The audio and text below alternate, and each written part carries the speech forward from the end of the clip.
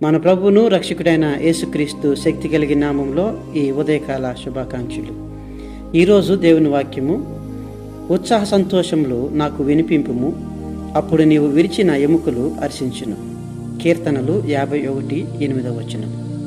దావీదు తన యొక్క జీవితంలో తాను చేసినటువంటి ఈ యొక్క పశ్చాత్తాప ప్రార్థనలో దేవునితో ఈ రీతిగా మాట్లాడుతూ ఉన్నాడు.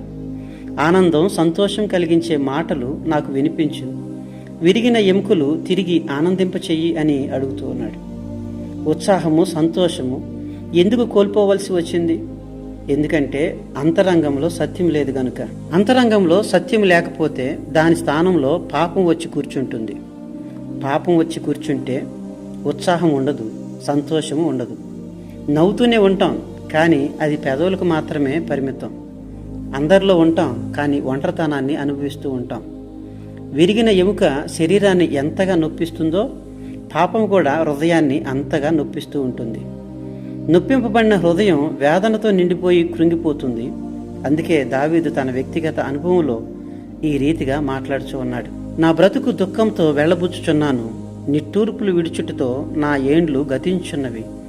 నా దోషమును బట్టి నా బలము తగ్గిపోచున్నది, నా ఎముకలు క్షీణించున్నవని కీర్తనలు 31:10 ప్రకారం చూడగలుగుతున్నాం.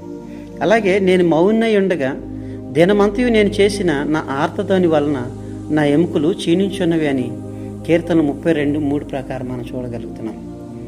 మన జీవితంలో కూడా పాప ఫలితంగా కోల్పోయిన ఆనందం, సంతోషం, శాంతి, సమాధానం తిరిగి పొందాలంటే ఒకే ఒక మార్గం: పాపక్షమాపణ, హృదయశుద్ధి, అంతరంగంలో సత్యం. ఇవి మాత్రమే ఉత్సాహాన్ని, సంతోషాన్ని తీసుకురాగలుగుతాయి. ఆయన పాదాల చెంత మాత్రమే మనం పశ్చాత్తాపం చేసినట్టు ప్రార్థన ద్వారానే ఈ సంతోషాన్ని మరలా మనం పొందుకోగలుగుతాం. కాబట్టి ప్రియ మిత్రులారా, దేవుని యొక్క సముఖం ఎదుట పశ్చాత్తాప పడదాం, శాశ్వత ఆనందాన్ని అనుభవిద్దాం. అటు కృప దేవుడు మనందరికీ దయచేయునుగాక. ఆమేన్. దయచేసి మనందరం తలలో ఉంచుకుందాం. ప్రార్థన. కృపగల తండ్రి యేసయ్య, మీకు వందనాలు. ఇంతవరకు ప్రభా, మీ రెక్కల నీడలో మమ్మల్ని అందరినీ భద్రపరిచి మీ నెమ్మది, సమాధానం, సంతోషాలతో ప్రభా మమ్మల్ని అందరినీ నడుపుతున్న విధానాన్ని బట్టి మీకు స్తుతులు, మీ స్తోత్రాలు చెల్లిస్తూ ఉన్నాం.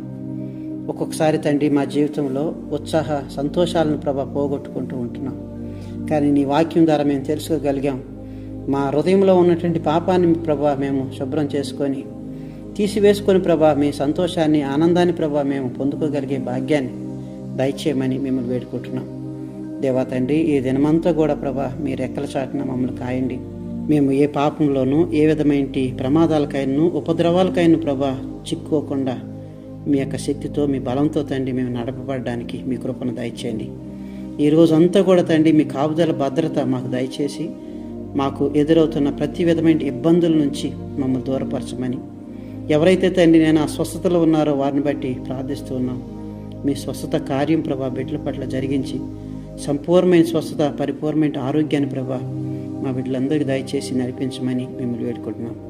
ఈ దినదేవులతో మమ్మల్ని దీవించి ఆదరించమని యేసుక్రీస్తు నామములో అడిగి వేడుకొనుచున్నాము తండ్రి. ఆమేన్. ప్రభు మనందరినీ బాగా దీవించును గాక. May God bless you all.